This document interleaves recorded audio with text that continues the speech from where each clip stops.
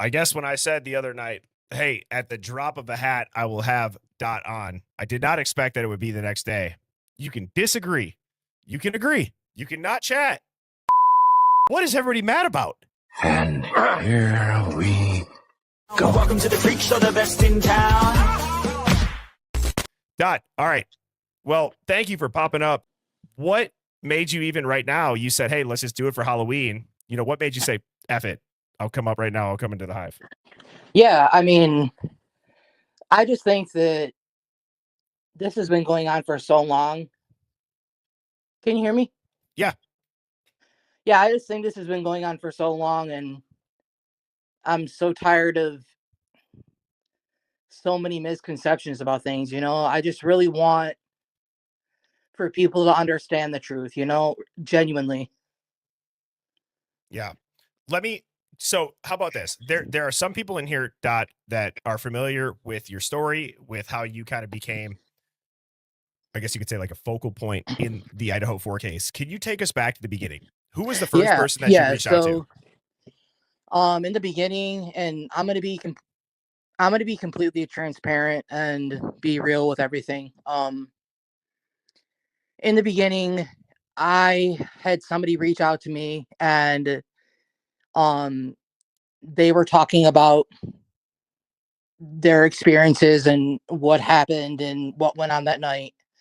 And they were terrified, absolutely terrified. Like, I don't want to come forward with this stuff. I'm afraid. I believe that if people hear my voice, they'll know who I am. Um, Yada yada yada. And like me, I was like, you know what? I genuinely I felt a lot of empathy for that person, and I was like, I can't imagine what it would be like to be you and to want to like share your word but be afraid of things. And it was at a time where there was so much opposition towards anything other than the narrative that was being put out. It was just, here's what's going on, and anybody that went against that, they were shunned. And so this person that came to me and talked to me, I was like, you know what, I feel really bad because I don't think that they have the tough skin to be able to deal with the adversity that was going to come with that. So I was like, you know what? I will do the best to tell everything that you want me to tell in any way. And I didn't do it for clicks or attention or views or anything. Like, I genuinely wanted to get this person's story told out there. And it didn't matter to me how many people came at me. I just wanted to be able to tell their story. But unfortunately, people came for me, and a lot of havoc went on with that. And then it was like, it stopped mattering about what they said. It was about me, and it's not about me. It's never been about me. It's been about what they've said. Yeah. Can so and I totally can appreciate what you just said. I'm not even halfway close to being in your shoes as far as claiming, knowing anybody out there, and rather I'm just asking questions and the stuff that I've gotten, like many other like creators have gotten. So I feel you on that to an extent.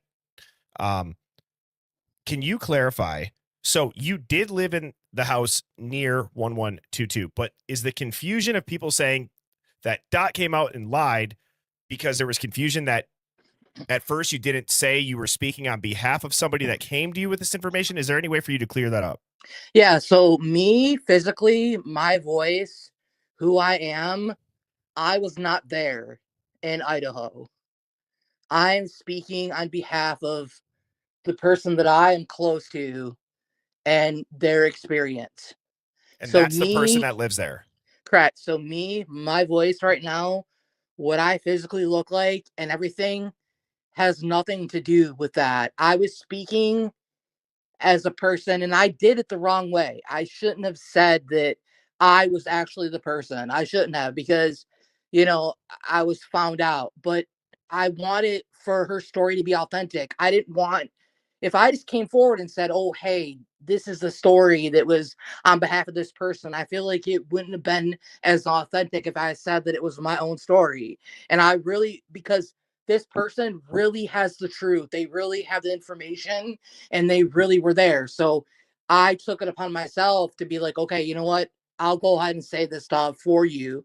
And unfortunately, it blew up in my face because people found out who I was and then didn't believe her story. And that's really what happened. That's the genuine truth. Thank you for saying that. That Yeah. if I'm being honest, that makes sense from a thought process standpoint, right? You because how many people could easily say, I know somebody, or like my cousin's out there, or whatever it is, right? Like everybody hears those stories. So what gave you kind of that idea? Was it the person that had told you this, or did you come up with that on your own? Right. Well, so I talked to the person. This was very early on. There was a point where I don't know if you're familiar with this, but there were like Russian hackers that were coming into like TikTok lives, and Yep. they were claiming that, they even knew Brian's name before he was even identified. And they talked about a person being hidden in the Poconos and everything. So there were people that had knowledge of all this stuff before. And when she came forward to me and talked to me, I talked to her on TikTok and on 4chan. And I was the person that has been an advocate for trying to find the truth for things. So I was the truth seeker. So when she came to me, she confided in me because I told her, I was like, I don't care what happens to me. I will explain your story, and I knew that I was going to get heat for it. I didn't just think it was going to be that bad. I didn't think that, like, I didn't really think people were going to care, because honestly, like, people didn't really care about what other people had to say. A lot of people believed it was Brian and believed the narrative. Like, I didn't really think that a lot of people would actually flock to that, but then it came forward, and as things were going on, it was like revealed, and then it was like, okay, you're not this person, and you're a liar, and you're this and you're that. But like, that's not truthful, because the things that this person has told me is accurate, and it's true. So Yeah. And I guess my question to you is, when you were when you were deciding, you know what, I'm going to tell this story on as if I'm them, on behalf of them, was there any part of the details that you didn't believe? And if so, what were those? no, I believed everything that she said. Because like, so I don't know if you're familiar, but there was a 22-minute Instagram live that Yeah. went on at a party that night, that the person that I'm speaking for that was there. And I sent that video. It was one of the hardest things I had to do, because I was terrified to send that video, knowing the data would come back to that person, and then like I couldn't protect them anymore. But I sent that video to Brat, and Brat sent that to Steve. And if you go back and you look through the messages that Brat has with Steve, you can see that I sent that live Instagram of people playing beer pong, and it's there, and it's really what happened and what went on. But At nobody has 1122. ever went through that. Nobody has ever talked about that video. Nobody has ever, like, out of all these people that have sleuthed, nobody has looked in and dissected that and like looked at the people there. And I've never understood that, because I literally gave proof. Like, I gave the proof that like this person was there, So I don't understand it. I never will. That video's never been debunked, and it's never even been verified, because nobody even talks about it. So like, what can I do if I'm going to give like a literal like Instagram live video of what's going on and people won't believe it? What more could I give? So Dot, just to clarify, you're saying that the person you were in contact with had sent you the live, Yeah, they were live on Instagram for 22 minutes, and and they were you playing submitted beer it. pong, and they were playing a game called Two Truths and a Lie. And they're like canvassing through the apartment and talking about, just having fun talking or whatever, and playing beer pong. And this went on for 22 minutes. And I sent that video to Brett, who sent that to Steve. And I thought, you know what? After I send this, people are really going to believe it, because it's really going to be authentic. And then nothing happened with the video. And I'm like, what more can I do? Like, if the video was false, don't you think that the people that were involved in that video would have come forward and said, hey, you know what, I'm such and such on this video and this is completely fabricated? Nobody ever did because it is authentic, you know, but nobody talked about it. And was this video at 1122 for the beer pong, like in the photos that we No, see? no, no. It wasn't 1122. It was at the Okay. apartment. It was at the party at the apartment. And you're saying that the girls and everybody was there. Well, I mean, it was just, it was literally the apartment party. So it was, you know, everybody who was partying there, but it collaborated and it solidified what she was saying, that like these were the things that were going on. You know what I mean? Like, here I am, this is where I'm at, this is what's going on. So you're okay. I'm trying to also wrap my head around it. So I'm not just trying to ask repetitive questions. So you're saying the person that was telling you this, they sent you the Instagram story of them being live at a separate, not 1122 playing beer pong to corroborate their details to you. Right. So, Okay. right. The apartments that you look at, there's apartments that are, I don't want to say parallel, but I want to say that they're close to parallel. That if you look from your right hand side from the top of the apartments, there's like a big tree, but you can see the back. Like that was the apartment where they were partying, and her friend went on Instagram Live and they were just like messing around, laughing, playing beer pong, doing whatever. And that is like the view. If you actually look it up, people say that, oh, there's no view of that. There's a whole apartment complex that the top level not only has a view of that, but it's like an absolute perfect view to the back. So, I mean, that's what she sent to me to like prove to me that she was really there just partying and have a good time. So what she says checks out. Absolutely. I got Google Earth pulled up. Which do you know? Like, could you point it out here? Yeah. So like, if this is 2025, like, by the way. So the house is gone. Yeah. So if you were going up towards 11, 12, and you are driving in as if you were like pulling in to go into the where the apartments are, if you look, like it's right after the dumpster, like on the left hand side, there's a whole top level of apartments. Oh, It was this one. actually there's actually body cam footage that was released because there was an officer that was canvassing and he was going through that apartment. But if you're actually on the top level, you can look towards the right hand side and you can see the couch and the back area of the house. So are you talking? Can you see my screen right now, Dot? Yeah, I can see your screen. So are you saying this dumpster? You have to make it bigger. It's hard because there's comments. I gotta take the comments off. And your camera is I'll take the comments out. Your camera's off, by the way. So okay. So I'm gonna zoom out here. So 1122 is gone. This is 2025 here. So you're talking about to the left here or to the right?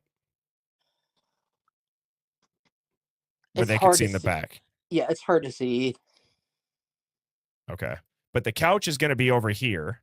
So if they were able to see in, I mean, if you're standing in front of 1122 facing the house, Yeah, I think right, it's to the left. where your arrow is, but on the left hand side. It could be, I guess somebody's right, but left hand side.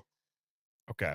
Because I do know that there's photos when the house was there, and I know maybe it's a little bit difficult without the house here, but it's like,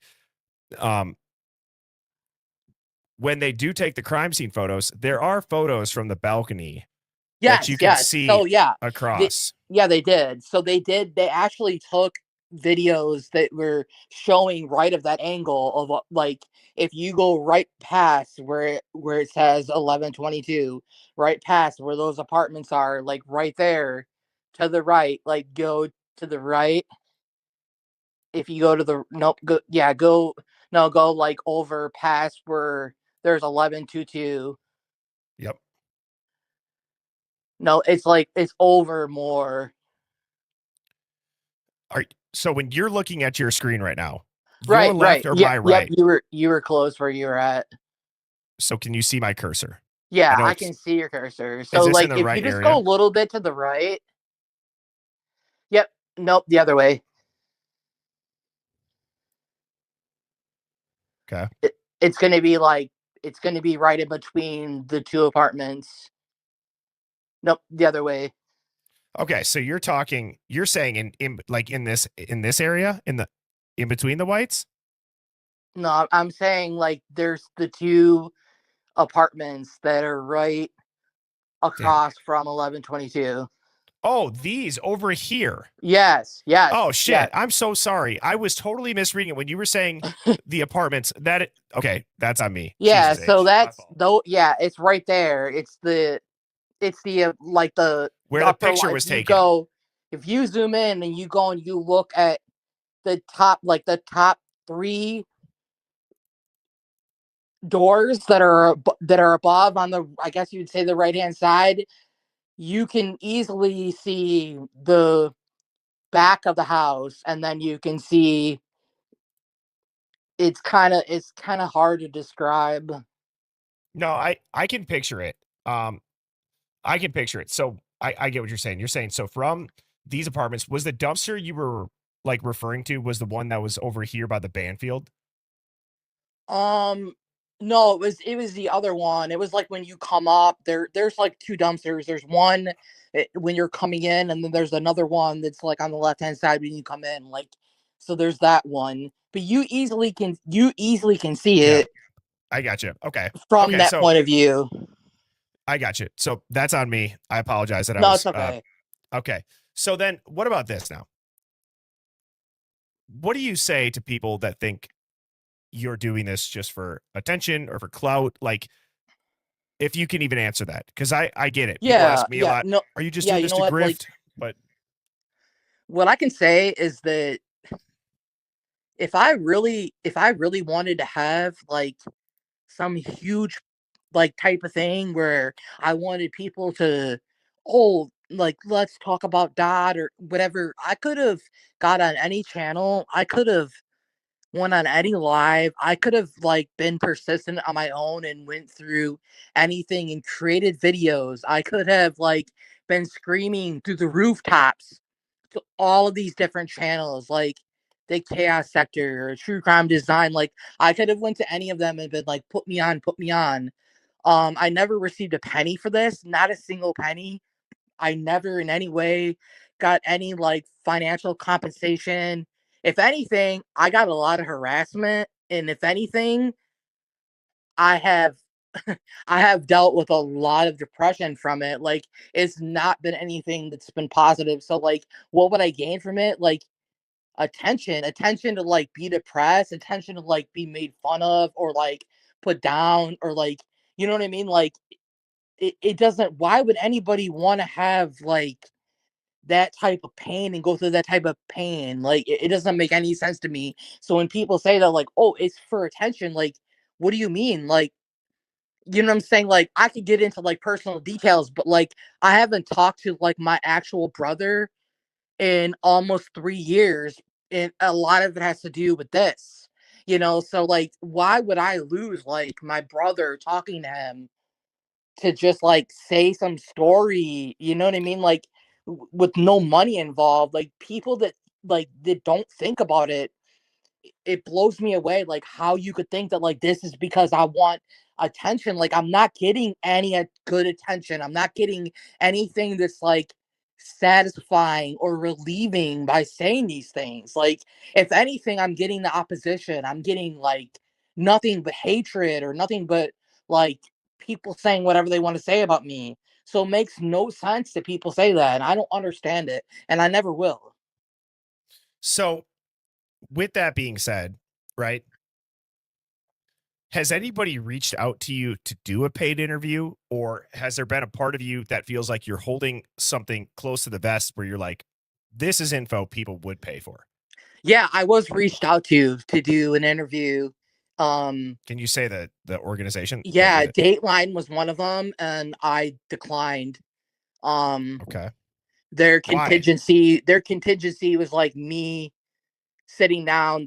I didn't have to actually like have my face be shown, but I'd have to sit down and they were gonna like kind of blur my face out and talk, and I'm like, I'm not doing it. And there was one other like an independent thing that somebody was doing, and they reached out to me, and I declined that as well. I have declined any type of anything that has to do with gaining any money or any kind of like, I don't care about any of that. I don't give a fuck about being popular or being a person that like, oh, people are going to talk about. I don't care about that. The reason why I did what I did is because I wanted this person's story to be told, because I believe that it would help Brian, because I really believe that in I infer that there is something really nefarious that was going on, and I wanted to be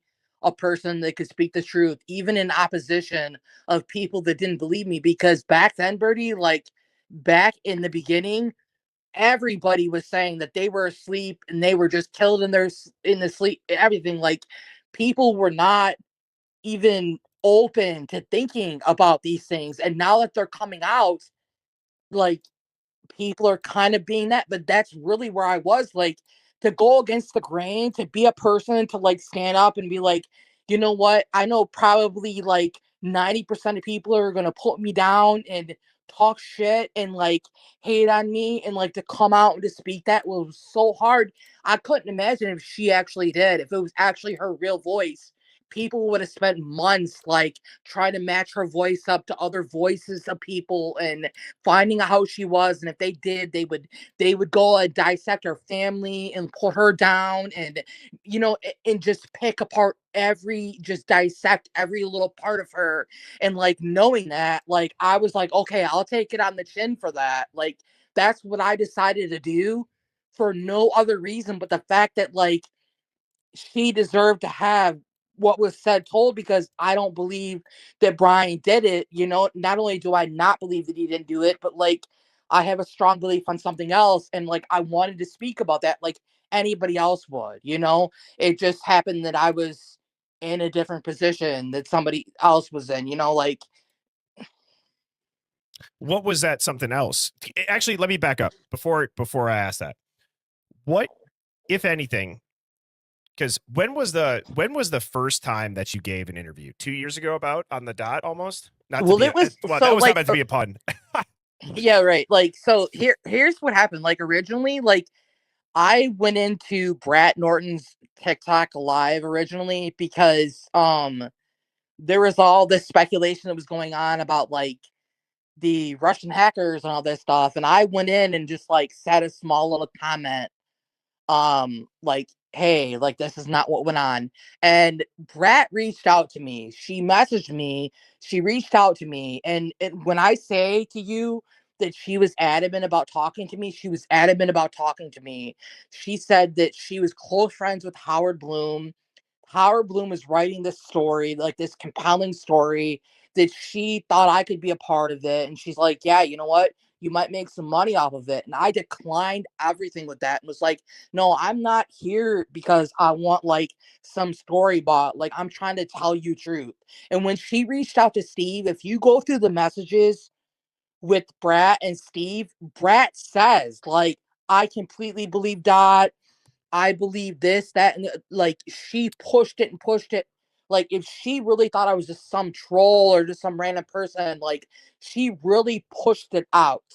Like, I mean, to the point where Steve was like, okay, well, what's more credible about this?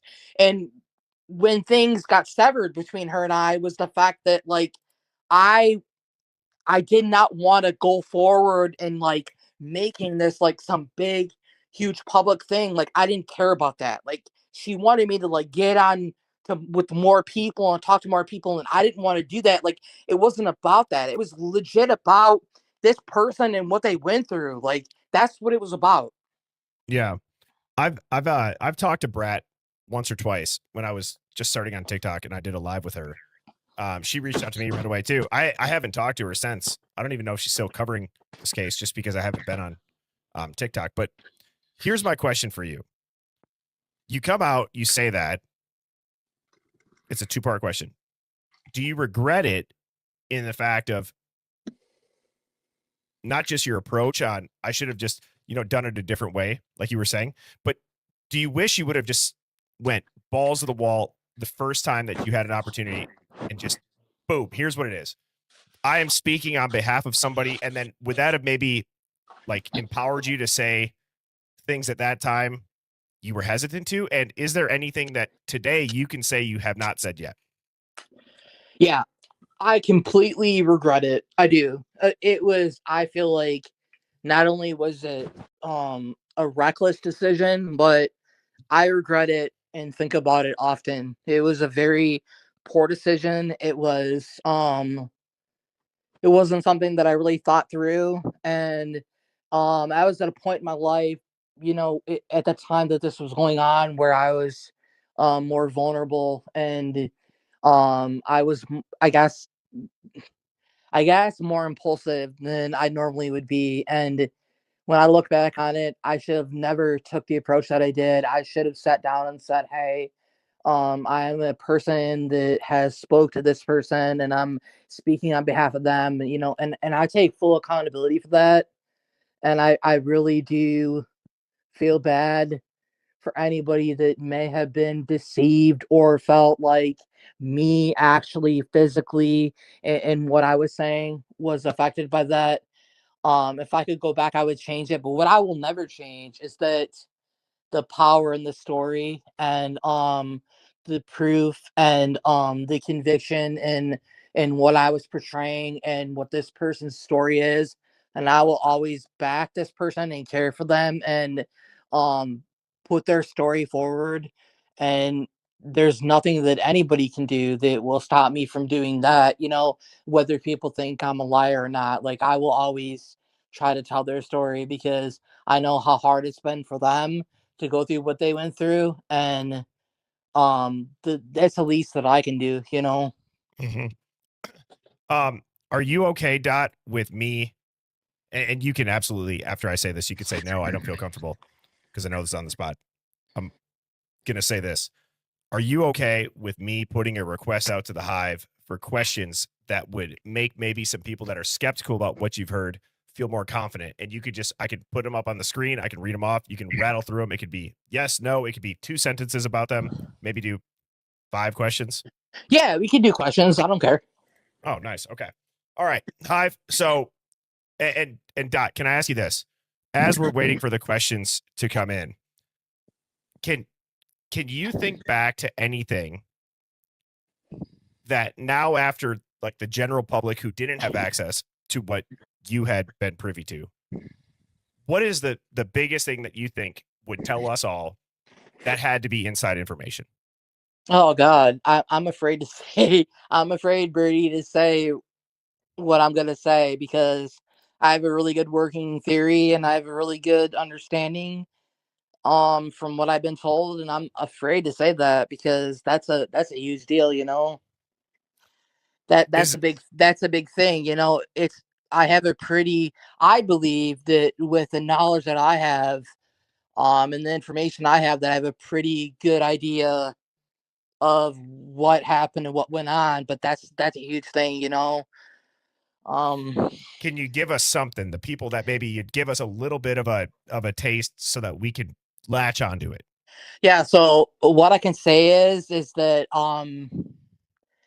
Kaylee Kaylee was Kaylee was a person that she she was very free in her dating. I want to say this in a very nice way. I want to be very respectful to her. Like, she was a person that was very freelance, and who she dated and who she slept with. And one of the people that she was sleeping with was an MPD officer. And that is kind of what started a lot of this, of a snowball of what happened. First it was that, and then there was like events that kept going on after that, and after that, that kept getting to that boiling point. And so there's been people that have theorized that. And I see people in the chat, they're like, bro, be direct. I'm trying to be as direct as I can with also coming up with these questions on the spot here, right? So that wouldn't be the first time that a lot of people have heard that. Like, what made you decide that that's the working theory? Right, because like, okay, so I don't know if you're familiar with like there is a people identified like a suicide attempt on a frat. A guy, they said it was like kind of like a drowning incident, but it was Hudson?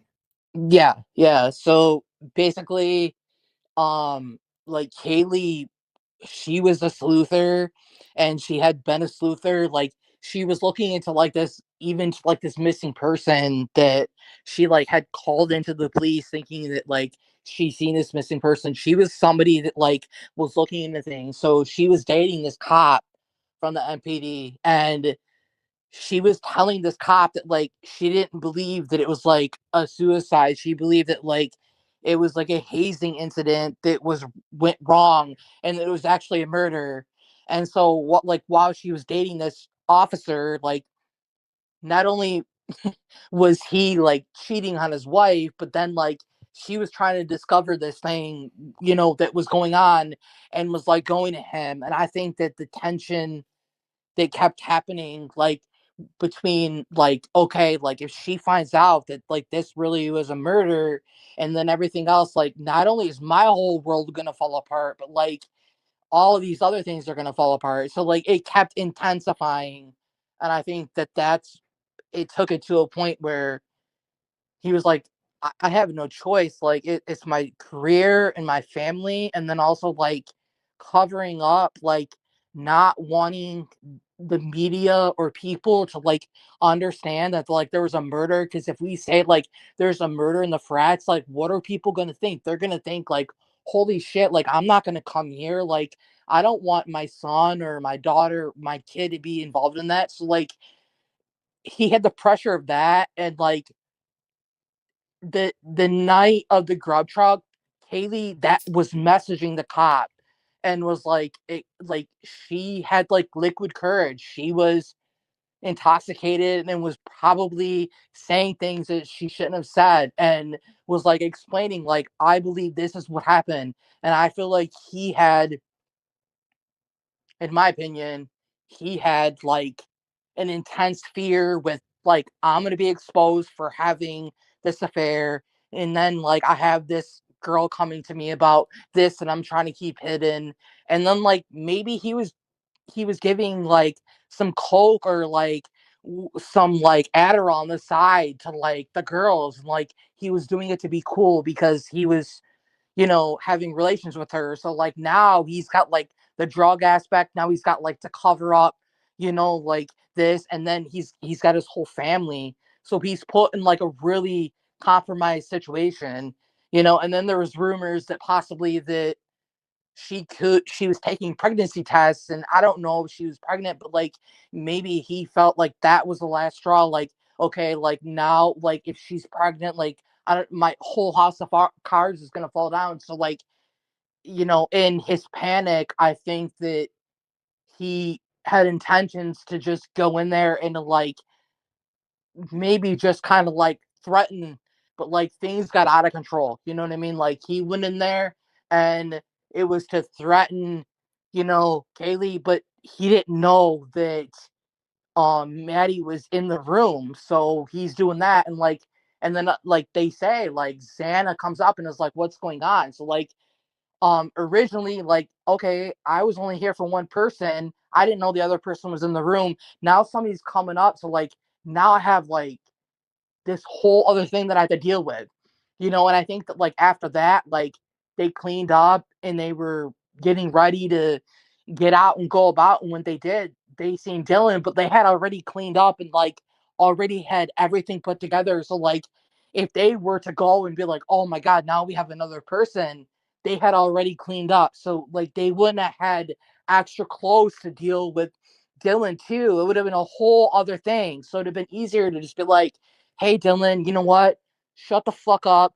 don't say a thing. If you say anything about us or anything you've seen, like, we're gonna come for you. And that's why Dylan was so distraught and was so like all over the place with what she said, because yeah, she was lying, but it wasn't really her fault. But she still was like, I don't know what to say, so I have to like come up with something like somebody's passed out, like, because I can't say that like this happened, you know. And there's rumors that Bethany wasn't even at the house. She didn't even come to the house till later.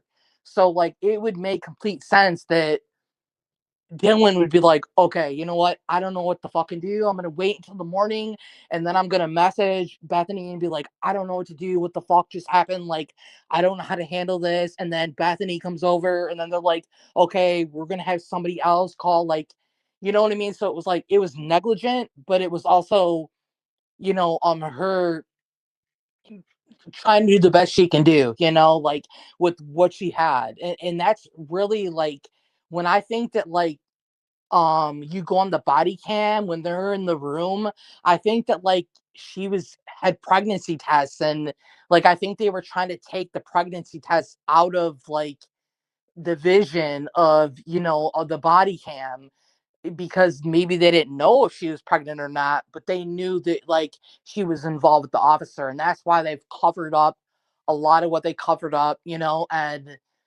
I think that they didn't anticipate things going the way that they did, and unfortunately they did. That's why there's the officers talking here that people say that's outside, and it coincides with that because I believe that the officer's car, you know, he was there for Kaylee because he was seeing Kaylee, so it was normal for him to be there. And then when he comes to the crime scene, Murphy is not even there. He doesn't even budge at that. He was very comfortable with the officers. I think he was comfortable with the officers because he had to grow accustomed to knowing their smell and knowing who they were, so he was accustomed to it. That's why the dog didn't freak out and he was like compliant with that, is because the officer was already over there because he was sleeping with Kaylee. And I know it's a hard thing for people to process, but like that's really a lot of what I have people that have said, like that's legitimately what they believe went down. And just for both of our sake, this is all alleged, right? I got a disclaimer on the bottom of the screen. I appreciate you saying all that, Dot. Can I ask you this? Yeah. What do you think? And so that's a lot to unpack. It's like a culmination of a lot of like tidbits of stuff that have, that people have said about the suspect vehicle one being the unmarked, Fusion hybrid, being the cops. You know what I'm saying? Where it's not Brian's car. Have you heard that? Yeah, and I think that BK, like, this is what I think happened. I think that like he was at the wrong place at the wrong time. I think that while this cop that was sleeping with Kaylee and this whole thing was transpiring and then what happened went on, I think that BK was in the area because I think he was scoring. Maybe it was coke or whatever. I think he was there to get some drugs.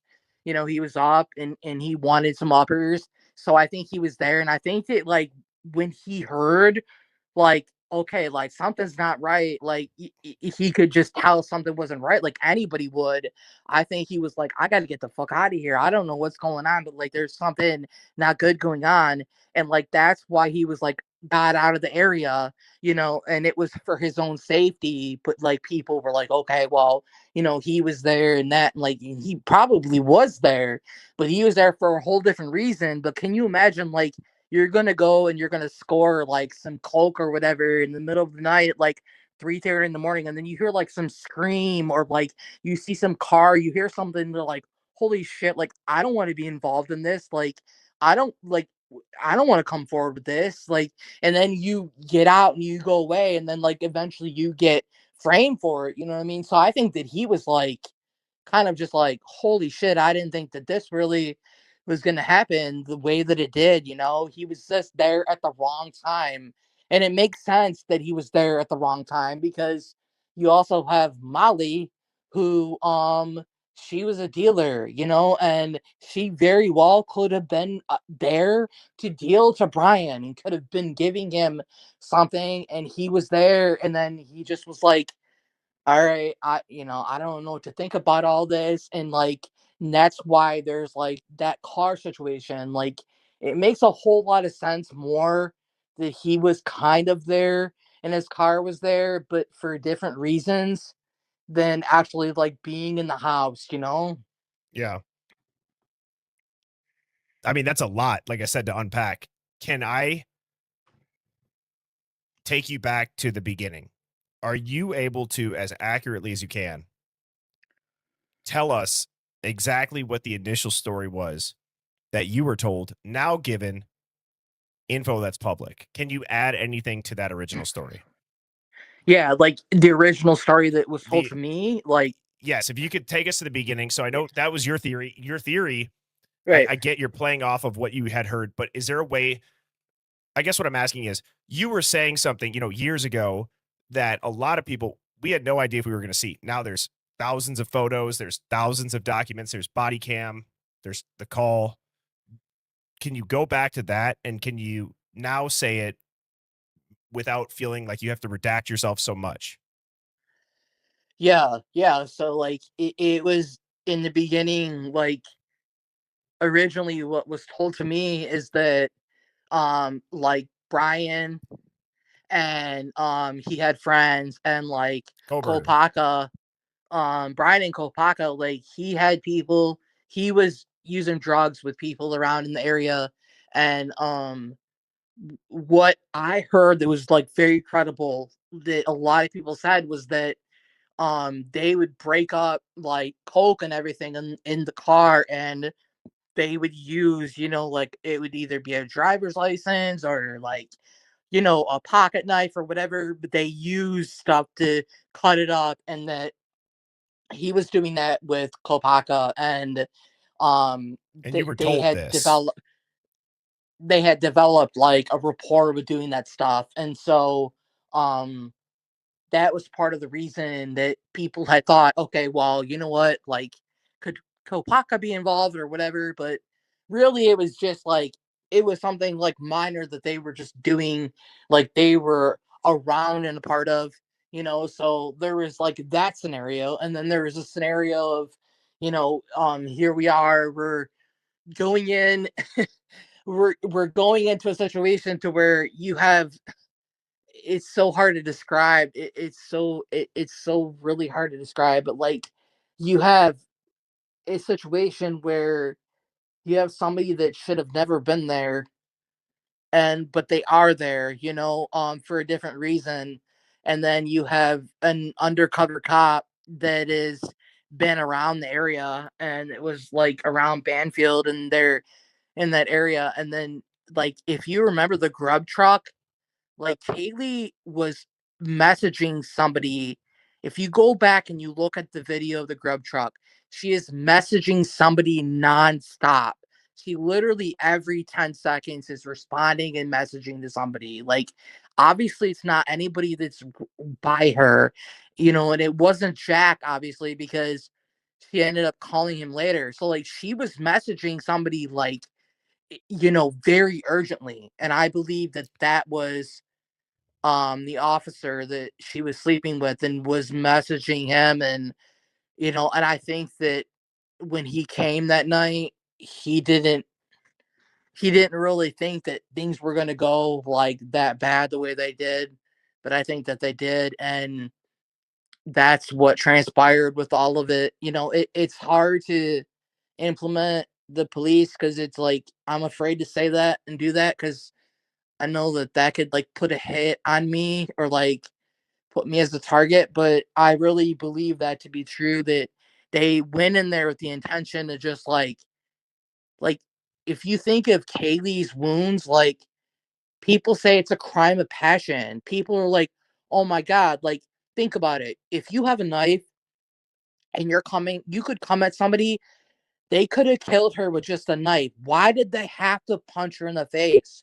Why would they have to knock her teeth out? Like, you have a weapon and you have control over that person, like, to okay, I'm going to punch somebody in the face. You don't need to create that level of violence when you already have the knife. The only reason why you would do that is because it's a feeling of being like, okay, I can actually feel this like with my fist to somebody's face. Like, so I think that like it was personal with him being like, you know what? You're going to fucking ruin my family. You're going to destroy what I have. You're going to destroy my career. Like, everybody's going to know that I've slept with you, that I've been cheating, like that I've been doing this nefarious things, like, and it was personal for him. Like, I'm not just gonna stab you, like I'm going to like fuck you up, like, and that's it makes sense. Like the passion towards that, like Yeah. that is would coincide with that, and then if you look at the other injuries, that is just residual effects. Like that's being like, okay, well, like here's what I'm doing. And then you got this other situation like, holy shit, I didn't plan. Like you're gonna kill Kaylee. You don't plan for Maddie to be in the bed. Like you're going and you're thinking they're in separate beds. You're just gonna go in and kill Kaylee, but holy shit, like Maddie's in the bed, so now you have to kill her. And then you're gonna go down the stairs and you're like, okay, I'm gonna leave. But Xana's up because she's got the DoorDash. So she's like, holy shit, what's going on? So now you grab Xana and you go into the room with Xana and you're like, fuck Newt. Now I gotta make sure this bitch doesn't know what she's doing. So you're coming at Xana. And then in the midst of that, you see Ethan, so you're like, oh my god, like I can't just leave this like sleeping giant to know, what the hell is going on with what I'm doing. So I got to take this person out. And in the end, as they're going to leave, like you see Dylan, but like you're already exhausted. You're already tired. Like you have already done everything that you can do to like get out of there. And you don't have the energy or like the willpower to keep going with that. So it's like, all right, I'm going to look at you and I'm going to tell you, you know what? You say or do whatever you're gonna do. This is what's gonna happen to you, And it was enough to leave out and to do that, but it would make complete sense that somebody would just be so exhausted that they would be like, I can't go forward and do another, murder. Right. I see your point about not having like the stamina to do that. Is there so a lot of the questions and they're flying by in the chat. So a lot of people are saying, Dot, can you, as good as you can remember, repeat what you were told at that time when you started giving your first interviews? So you said you were, or the person that communicated to you, smoking a Oh yeah, heater. like from the beginning, yeah. Like Yeah, I can can we do start that. there Yeah, as accurately as you can? And then, yeah, okay, thank yeah. you. So they said that they started partying around like it was like 10:30, 11. They started to party and they On were in the Saturday. apart like they were just like in the apartment partying, just hanging out, playing music.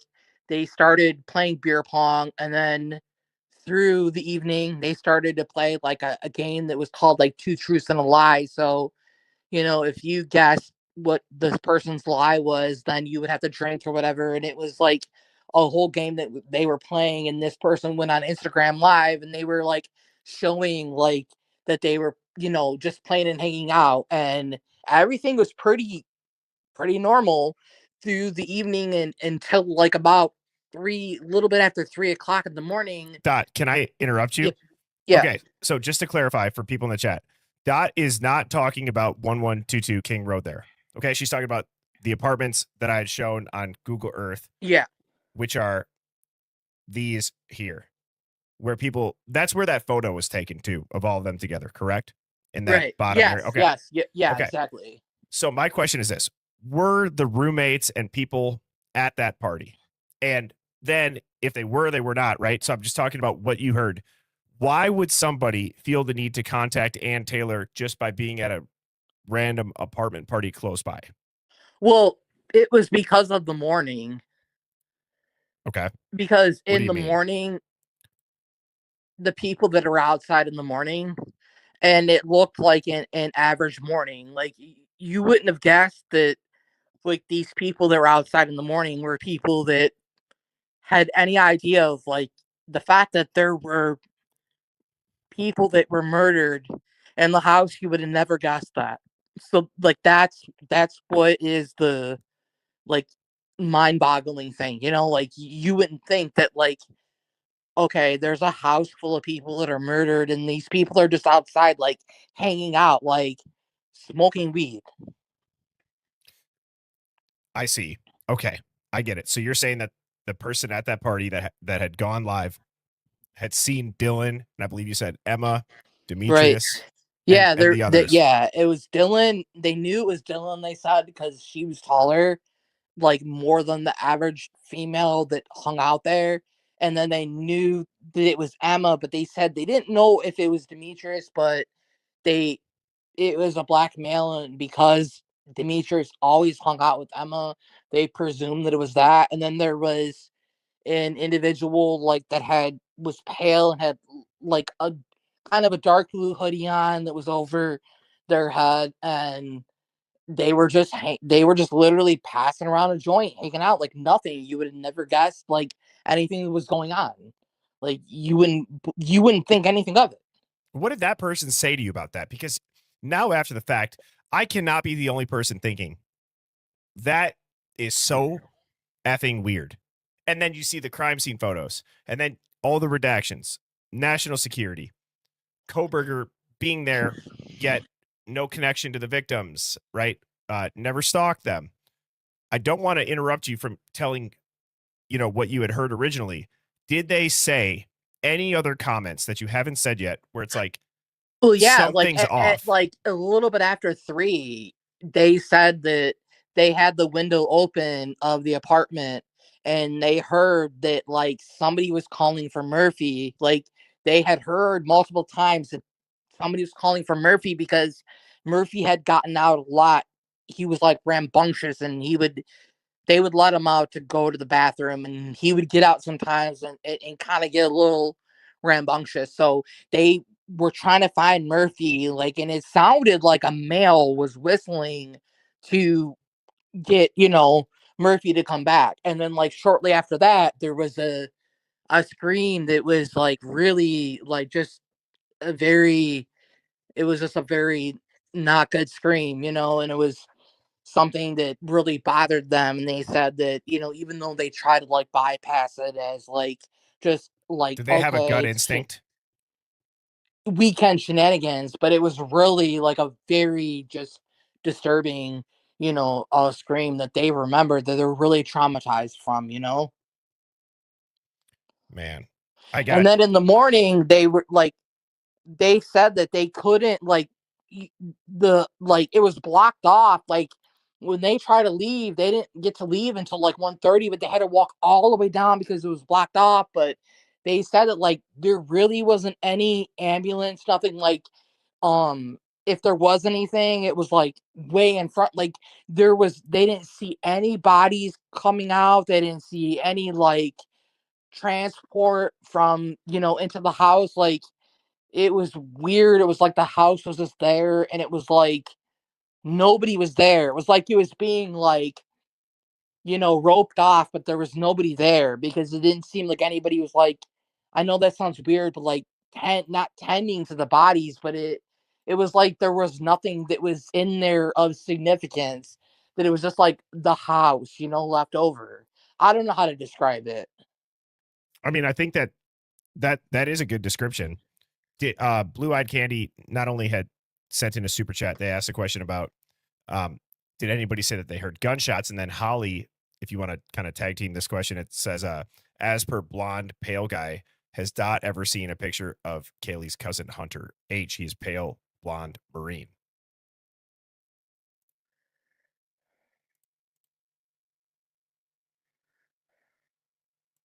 Oh, are you there? Yeah, I'm here. Did anybody say anything about a gunshot? No, like all that I heard was told was that there was an overdose. Like there was multiple Can we dive overdoses. into that? Let's dive into this. Can you tell me what was said about that? As much Okay, detail as you so can, please.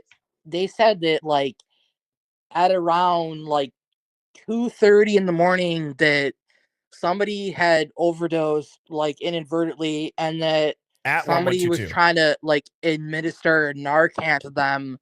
This was like 2:30 in the morning, that At King somebody, Road?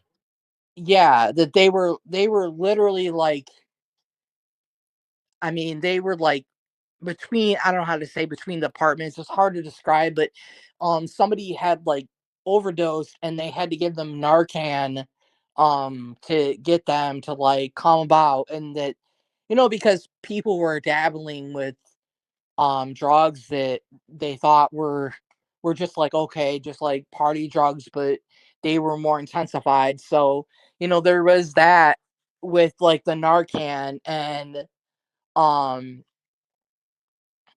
there was a huge thing that it was an overdose, that like they got a hot pack from, the dealing, and that they overdosed and died, and that's what was going on. Like, that's what a lot of people are saying. Nobody said anything about like a gunshot or anything. It was all about like, it was an overdose. It was crazy that it happened, just like wild stuff. So when people were like, oh, there was like people that were like, murdered and stabbed, everybody was like, what are you talking about? Because everybody was talking about it being like an overdose. Did that person ever see KG with the officer? And if you feel comfortable, can you say, was it Rosie? You mean, can you repeat that? So did the person that's relaying you this information, as we've Yeah. clarified now, did they say that did they ever see Kaylee with Rosie, or the officer if it's not him? Oh, yeah. Oh, yeah. Rosie specifically? Yeah. Oh, yeah. Damn. That's crazy. So that, would you say that um anybody that would come out and talk would say, yes, it is accurate that there was somebody who was having a relationship with an MPD officer? Oh, yeah. Oh, yeah. I mean, she was, and I don't want to speak bad about somebody that's deceased. I don't want to say bad things about somebody in their character. We all have flaws, but she was somebody that actively got around, and so she enjoyed the thrill of, being able to have, like, that local officer, you know what I mean, like, that would come around that she slept with, and even if they would come over for like noise complaints, like, she felt like she kind of had the upper hand. You know what I mean? It was like a little thing that she had. So like, it was no problem for her to have that. And he would go over there. He would literally go over there at times of night. Like, and I think like on the job, I really think like he was on the job and he would go over there, and they would, do whatever they did. So, Dot, I got it. First of all, I want to be, this is, at the drop of the hat, like I said, I'm not trying to, cut this off or whatever, right? You can stay up here as long as you want. But out of respect for like everybody's time, let me ask you this. Is there anything that you've never said that you were told that you can now say based on documents being released that could connect other aspects of this? Like a bombshell, something. Well, I mean, I think that um Kaylee taking pregnancy tests and her possibly being pregnant is like a huge thing. Um, and then with that officer that is married and has kids, like, I think that's a really big deal, a really big deal. And I think that like when they redacted like the body cam, especially like when they went upstairs, like where the refrigerators were, and like on top where like cosmetics were, like them redacting that, I think they were redacting a pregnancy test. I really do. I mean, see, I'm putting together a theory in my mind right now. Can you answer, was there anybody inside of that house that was a CI? Oh yeah. Oh yeah. They were a confidential informant inside that house. Oh yeah. Dylan was absolutely. She was, and she um like her and her boyfriend, they both like was like, okay, I'll do this and this for this. Like 100% Dylan was. Meaning, I'll do this and this for this. Meaning, they were working with the cops to get let off of. Like, what were they in trouble for that they would be doing that?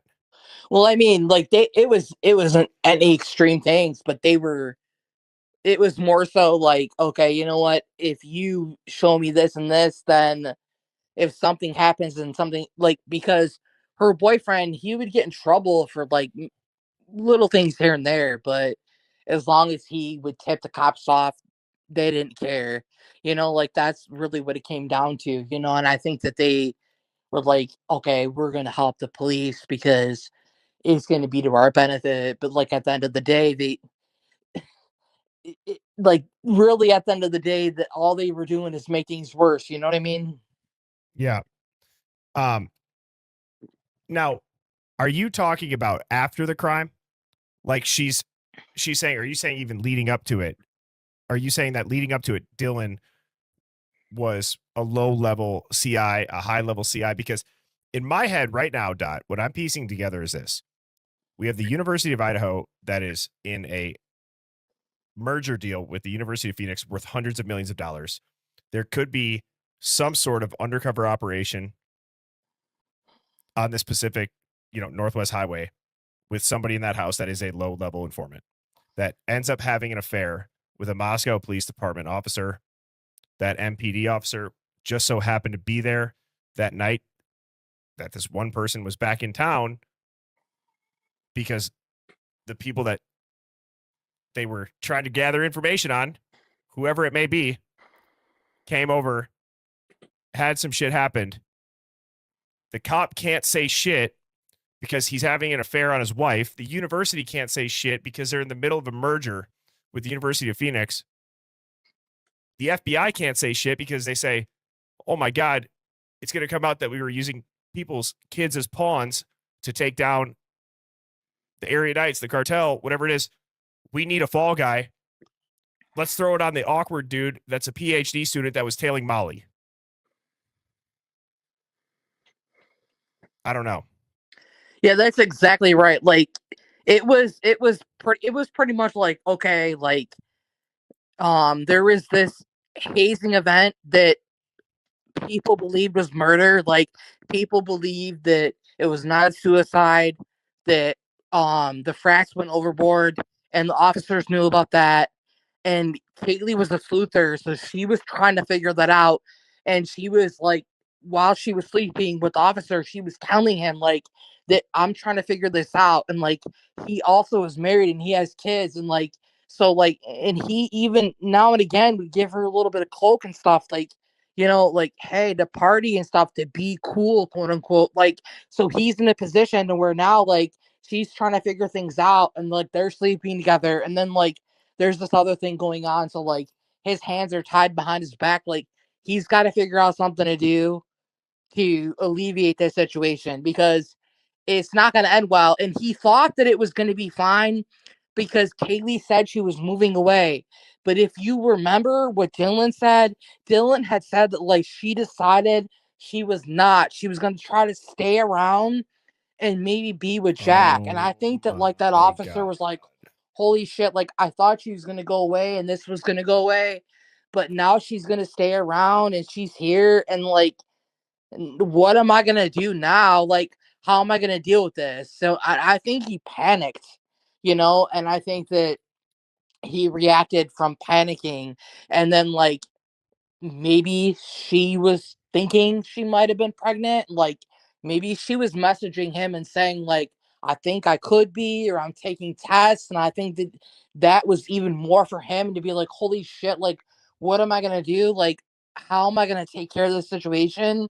And so maybe his intentions were to go in there or with other people and they were going to just like try to intimidate them, but it didn't go the way that they thought that it would, because shit, like they were like, not okay, we're not going to have an impression about this. So like they're like, okay, we got to do what we got to do. So that's why the police were covering things up, because that officer probably went to the police and was like, hey, look it, I was having an affair, I was with her, this, that, and the other. These She's things could pregnant come out, potentially. like, you know what I mean? Like, my whole reputation could be fucked up. So what do you got to do? You have to help cover this up for me, you know? So they helped to cover it up, you know, and everybody else was residual from, you know, like what they were trying to do. Like, it's really like everything that I've heard is like what adds up to that. And that's why, like Steve said, like they didn't have to go upstairs. Like that's why he said like they didn't have to go upstairs. Like that's what makes the most sense about him saying that they didn't have to. Because wow. Hang on. And then Ricky just said, and that's why Kaylee's phone was never given back to the family, because the evidence in her phone. Right. And if you look at Kaylee's injuries, not only like if you look like here's what people don't understand is like Kaylee was physically with like hands and objects beaten. Like if somebody has like a knife and they have the opportunity to hurt you in that way, but they choose to physically harm you, like they want to physical on contact, like they like so that was a personal thing. Like so this person was like, you're gonna ruin my life, ruin my family's life, you know, ruin my career. Like I'm gonna like physically show you that before I do these other things. And it was the residual. Like I think that after he did Kaylee and didn't know Bethany was in the room, I think he was going downstairs, and I do think that Xana was in the kitchen with her Dylan, you food mean? and was like, Dylan, you mean? yeah, yeah, yeah. And I think that like she was in with her food, like, oh my god, what's going on? So I think that he was like, holy shit, like I gotta take care of this person. He didn't know that Ethan was in the room, and then Ethan like bear hugged him. Like I think like put him like in a almost in a wrestle hold, and that's why they had to do what they had to do. Like, you know, with the backsides of you know his calves, you know, and his quads, like because they weren't expecting that. Like, and he's intoxicated, so he's gonna have like a drunk hold, you know. So like after that, after all that stuff goes on, you're exhausted, you're tired, like maybe you like took your clothes off or whatever to like put other clothes on. You're getting ready to leave, and then you see Dylan, and Dylan's like right there, and you're like, my clothes already changed. I'm tired. I'm exhausted. Like, if I go and try to fight her, like, who knows what's gonna happen? Like, it's not even worth it. Like, I'm just gonna go out the door. You know, like it was not even worth it at that point. You know, to do that. And I think that that's why that person was like, okay, I'm just gonna go out the door. And like who's gonna believe this person, like this girl, you know, is a party goer, or she's drunk and high? Like who's really gonna believe her? If anything, people are gonna think that she's a part of it because she was there, didn't say anything. So like it worked in their favor, you know. You know what you just said? If Dylan was as fucked up as it originally came out as, Molly, drinking, weed, whatever it was, right? And if Bethany wasn't there and all that's going on, is, and I believe what you had said in one of your initial interviews, and if you want to, if you could confirm this, the bushy eyebrows and seeing them face to face was, she was berated to say that. Oh yeah. Oh yeah. She initially said she So had said what you just said about the Xana in the kitchen, the bear hug, didn't it? I'm not saying that it could just even be one oh dude, I don't even know what, because the factor of Dylan truly being berated, if she, which we know her story has changed, right? We know that it's changed. We know that it's progressed as every time that she's been on camera. So if she was initially said, or if she was told to say, hey, bushy eyebrows face to face, like if you would swear on your life, Dot, for whatever it's worth, for whatever, you know, credibility this would be, you would say DM was forced to say that. Oh yeah, 100%, 1,000%, 1,000%, 1,000%. Because she was messed up and she was actually passed out type shit. No, she was drunk, and I think that she was a little high, and I think that like it would be easy to be drunk and high and to kind of like just like kind of navigate anything, but like that she never seen. She was adamant, absolutely adamant that she'd never seen any bushy eyebrows, like the whole clad in black thing. Like she was literally like it was all pushed on her, you know. And I think it was pushed on her before even they were outside, like even before the first interview where she's outside. Like I think that like the officer came to her and was like, okay, you're gonna say this, like you're gonna say that there's this person, they look like this, like because like she says pretty much at 4 a.m. she has said like that's nothing of what happened. She never seen anybody, you know, in that way, like nothing. She never seen anybody ever. Like legit, her story was she'd never seen anybody. And so she like made these things up as she went on, and that's why she couldn't identify him. That's why like her story changed about what she seen, like what he was holding. She never seen like that actual picture. Like, and Nope. that's Never what opened she the said. door. Never opened the door. Like she opened the door one time to kind of hear what was going on, but she never seen anybody.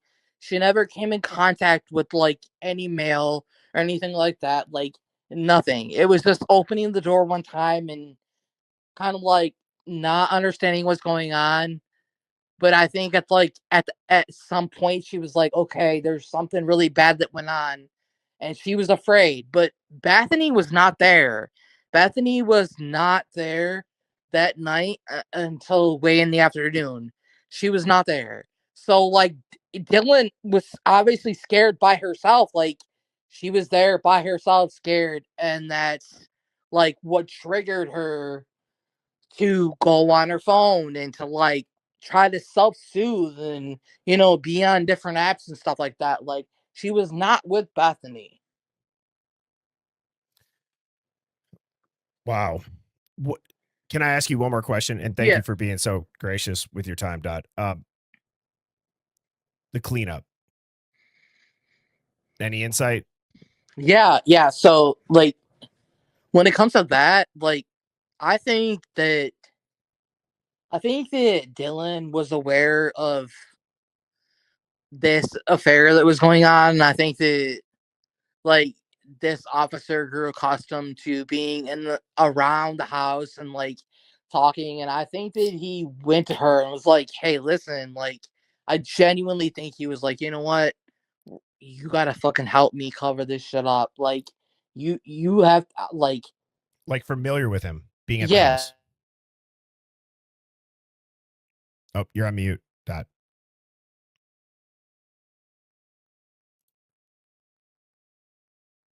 Dot, you hit mute.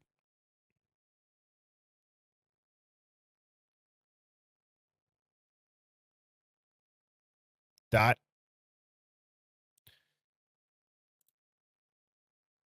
It says that I cannot unmute my guest because they chose to mute themselves. So you're going to have to unmute your mic. Okay, you hear me now? Yeah. Yep. I'm sorry. Like if Dylan, like, it wouldn't matter what Dylan thought, because like if somebody came forward and said, you know what, if you say what you're gonna say, I'm gonna do A, B, and C, like they might have said, you know what, you're gonna help me cover this up. We're gonna figure this out. We're gonna clear up, the hallways, which would make sense because there's all this blood. We're gonna try to clear the hallways up, or like they even said there was blood splatter that was right when you're going to go down the steps to go on the outside, like that was on the wall, which would make no sense. Like you wouldn't be able to get the splatter unless it was hitting something that would ricochet off of that. Like, so they were like, okay, you're going to try to do the best you can do to clean this up, and you're going to go about your day and pretend like everything's okay. And if you don't, then this is what's gonna happen to you. Do you think that like she wouldn't be like, all right, I'm gonna do whatever the hell you say? Like, and if she went forward and tried to say to the police, oh, hey, the police are doing this, nobody would believe her. Nobody believes people that speak the truth. When you try to come and speak the truth, people do everything they can to debunk you and criticize you and ridicule you and like just like you literally have no you're at the stake. You have no choice. You know, so what choice would she have to be like, okay, fine, like I'll comply. Like I understand why people do what they do because they have no choice.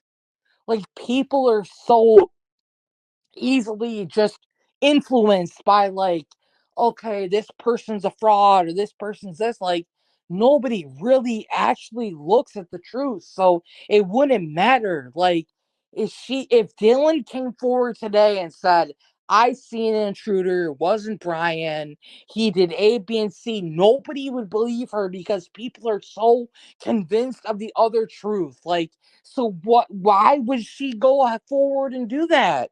It wouldn't matter. Like she's in a lose-lose. Like people already think she's a liar, you know, and a deceiver. Like, you know what I mean? Like, that's the same thing that goes with the person that I'm talking about. Like, nobody would believe her information coming forward. Like, this person has information that literally could help to exonerate Brian. Like, legit. Like, if this person came forward and talked with somebody credible, could literally help to set him free. And people don't care about that because they want to think, like, okay, we're gonna go in intricates about Dodd and trying to figure out who they are. Who cares about that shit? Like, let's care about what the fuck the message is. You know what I mean? Like, that's the message. Is like somebody could help to really get him free. Who fucking cares what you think about me? I don't care if you think I'm gay or, you know, you don't like me. Who fucking cares? Like, there's a message to be told. Like people don't get that. Like people just don't get that. especially around this case. And Dot, I gotta say, again, for being at a moment's notice for you to come up and you really didn't shy away from any questions. I feel like you did answer them in a very similar way to what you've been saying. I lied. I said I had one question before this. This is my last question. What what do you think it would take for the original source you spoke to for either the video or them to do an interview? Like meaning the video of the 22 minutes to come out or an interview. I have Not been not in willing. here, but in general.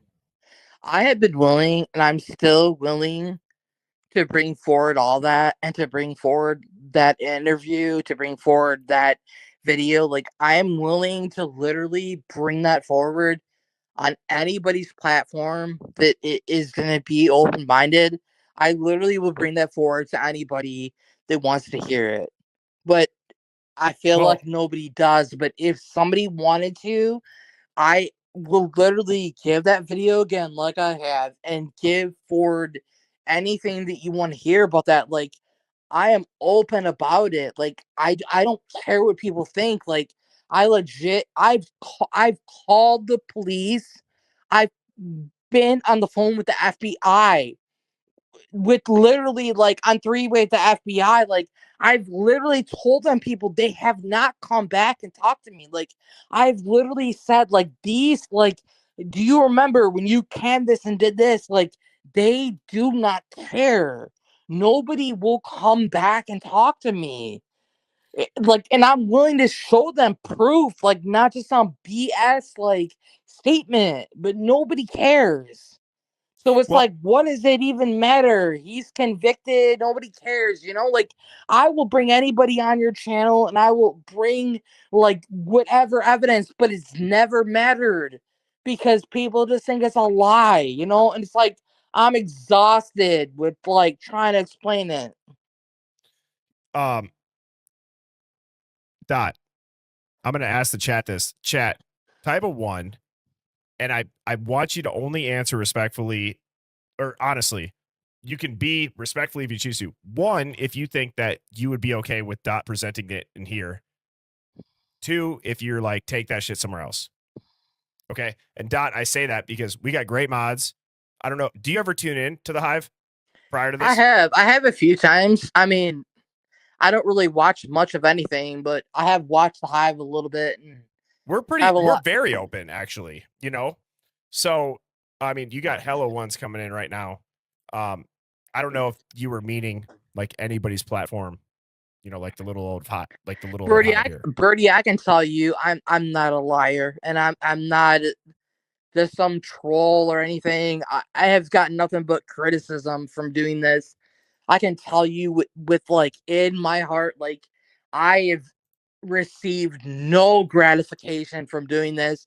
If anything, it's been nothing but hardship and just being completely depressed from, responses. Like, I get nothing good off of this. I'm doing this to try to help this person. I can promise you, like, that's what's going on. And if people don't believe it, they think I'm like trying to get clout. Clout for what? Like, you see how many people hate on me in the chat? Like, what am I trying to get clout for? Like, clout? I'm not getting people don't even like me. How am I getting clout? Like, I'm literally so disliked that, like, if you bring my name up in the chat, like, people are like, oh, that's a liar. That's a trans. Like, I literally, like, it doesn't matter what I do. Like, people hate on me. Can you imagine, like, trying to come forward with a story and try to be courageous and try to, like, live by standards and like talk about something and have people like put you down, make fun of the way you look, make fun of like, you know what I mean? Like, I it's so I do because I mean, Dot, I'm not gonna lie, like it's two separate things with what I'm doing and what you're doing, right?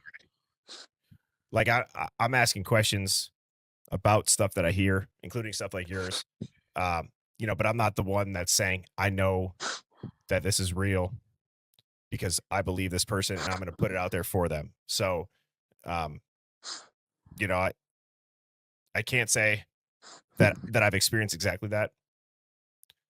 I think what you're doing and what you're saying right now is, you know, it is courageous. You're the only one that's going to know your truth at the end of the day. And if you're confident in that, and if it sounds like you are very like full of conviction when you say that right there. I want you to know, right? You're always going to be able to come into the Hive. I'll have anybody in here, but especially somebody I believe you have stayed consistent. Whether or not people want to say it's BS, it's a bunch of made up lies. In my opinion, you have stayed very consistent to your story. You have not wavered. You've shared personal stuff about it. And I appreciate you for being willing to come up here and do that. And I know people on the internet, they're fucking mean at the end of the day. They're fucking mean. Hey, I can say really quick that I lost my dad to cancer in 2017 from leukemia. And I heard that you lost your dad from cancer as well, and I can say like I have a lot of respect for you, and I understand because I lost my dad too that way, and I really am a really good person, and I do the best I can do to help other people, and I'm sorry. I'm sorry, but yeah, I got a lot of respect for you because I lost my dad to cancer as well, so I respect your channel and what you do, and I appreciate that. And I'm sorry I'm getting emotional, but like I heard you on Tommy Jude, and Tommy Jude initially he didn't really like me, but then he messaged me and said, "Hey, Dad, I believe you," and now I know he's going through cancer, and I know you understand like what that means for him and stuff like that. So, like, I just want to say I appreciate you and thank you for respecting me and being real and giving me an opportunity to speak. I appreciate that. Yeah, I appreciate the kind words that you said. I'm very sorry for your loss. I mean, I don't know Dot, right? I mean, Dot, this is the first time we've ever spoken in person, and I can just tell you, like, one of the things I preach is that I'm who you are, or who you guys see is who I am. And Dot, I feel like through just your voice, it's very obvious you've endured a lot, and you know, I think that it does take a lot to get up here and continue to say stuff like that. And I wish I had something better to say other than people are mean, people are judgmental, but there's also really good people out there. Dot. There's Yeah. a lot of prayers coming into the Hive right now. There's a lot of people that are giving, sending hugs, and including myself. Worst, like literally the worst case scenario, Dot, right? You get some details wrong, fully fabricated, whatever. It doesn't take away from the fact that you're or you're a real person, even if it's the full truth. Nope, you're never gonna please everybody, ever. Right? Nobody is. There are people that think that I'm a fucking Latin king. Okay, think about that. That's a literal rumor. Okay, so it just goes to show the internet's crazy. I don't want to keep you up here longer than you might want to be. I will,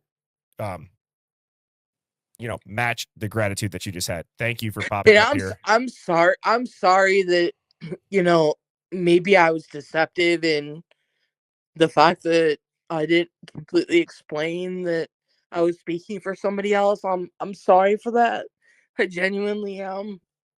My only intention was to help this other person. That was my genuine intention, and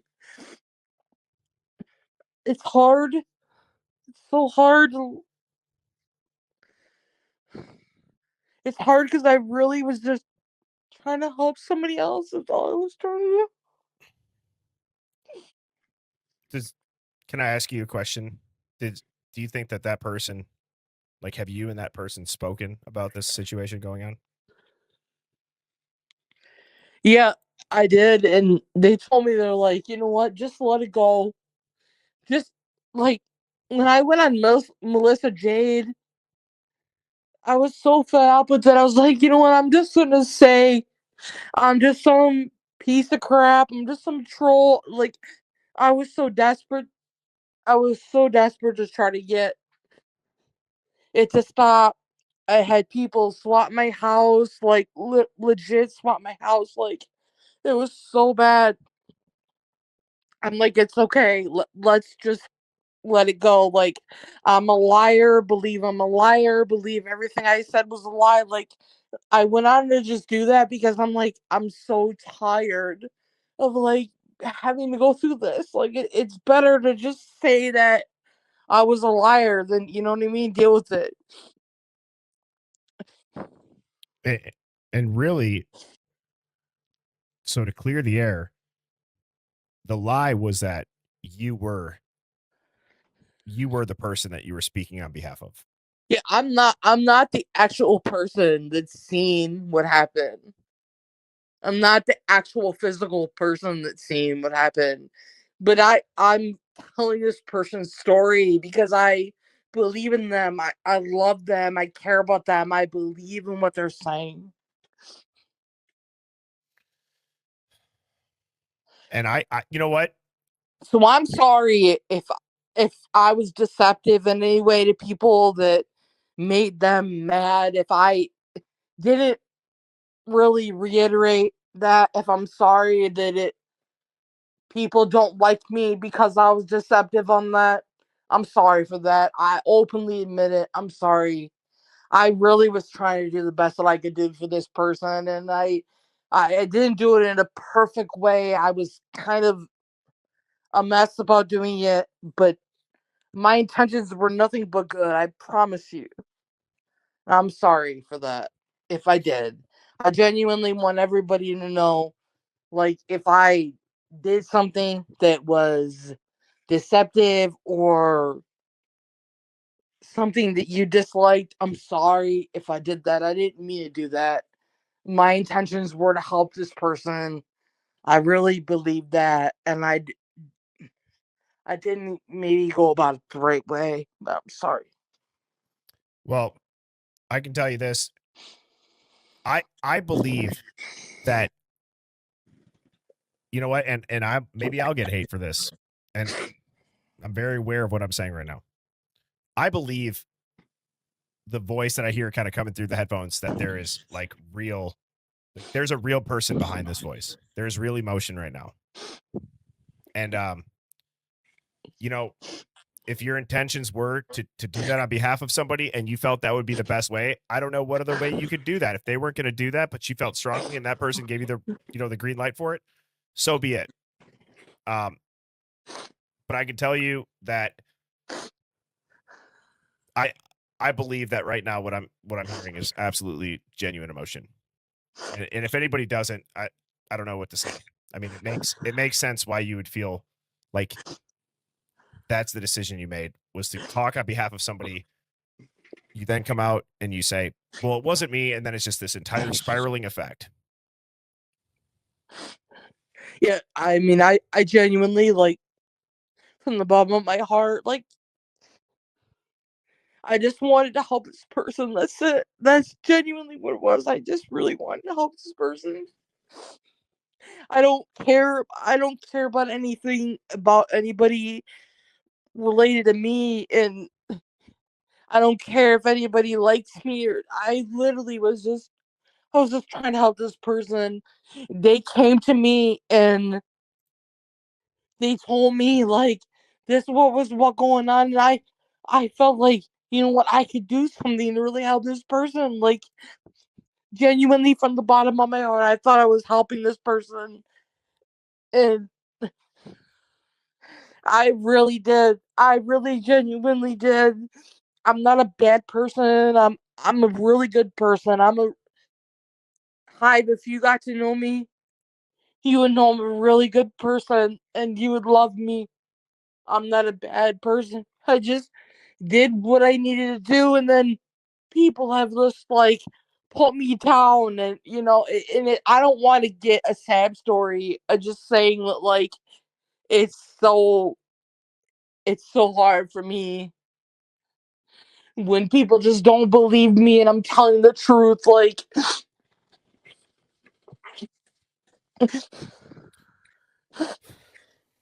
Well, that I'm sorry, Birdie. I'm sorry. don't apologize to me. I'm not cutting you off because of this. I just think in general, I've been going for about 3 hours, 20 minutes. I think right now is a good time. I think you had a chance to absolutely speak your heart, right?